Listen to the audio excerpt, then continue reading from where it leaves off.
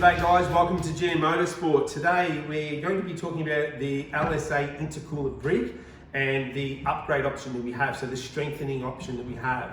So I thought for this video to give a bit of a brief summary on it, not going too much into detail, but just enough to be able to give most of you an idea of what we're talking about, what the particular problems can be and what we're going to have. So this is an 1900 LSA supercharger. If I lift the lid off, we'll see where the brick is located. So here it is here. Pretty basic standard name, didn't really put much into it. It does look a bit like a brick. So it works in the way that you've got an intake and an outlet. So the water comes in through one, it travels down across the top surface, rotates at the back, which I'll show you on one of the other intercoolers that I've got here that's been reinforced, travels back this side and out through the other.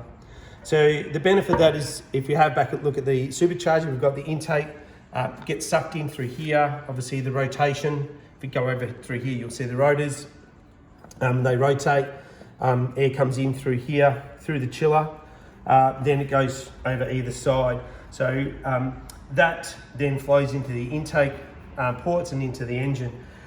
The main reason these bricks fail is that you've got only a certain amount of pressure inside the actual intercooler itself, so it doesn't really pull up a lot of pressure. It's not a pressurized system really, and yet all around it from the supercharger we're getting all this PSI building up in and around it, 10, 12, 16, 18, whatever pulley you're running. So it can actually have the effect of actually pushing down on it, mainly at the back here, and I'll show you on this brick in a moment. So what's the downside of that? Well, the downside is if it splits, it's going to leak, and of course we just showed you it's going to leak straight into your engine, which is obviously, as we know, far from great. So I'll just push this back on and I'll grab one that we've done already. So here is the brick outside of it.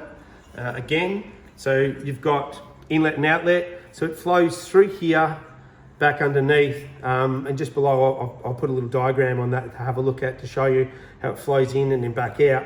So the problem is at the rear here, and this is one that's already been reinforced. If I turn it to the side here, we can see it's like a reservoir. I don't know if you can see it here. And what happens is the pressure from outside of the brick from the supercharger starts to push in on this. It's very, very thin metal.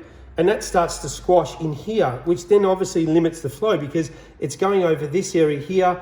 This becomes blocked because it's pushed in and then doesn't get out, which means you lose temp. You lose the cooling effect, I should say. So, and by also strengthening that, we're not getting that getting squashed, which is then putting pressure on the rest of it, distorting it, then causing it to leak. So guys, hopefully that's a nice little brief introduction on our reinforcement for the intercooler brick that's inside your LSA. Even if you're running modest boost, we still recommend that you look to do this. It's $195 as a changeover, so pretty cheap insurance realistically when you see where this is located, the possible leak issues, getting into your engine and causing all sorts of grief. As per normal guys, feel free to comment down below. There'll also be links down below to the online store for the purchase of these. There's also the spacers that we also supply for these, so also have a look out for those. Again, any other questions you might have, feel free to ask away. Other than that, hope you enjoyed this and enjoy your study.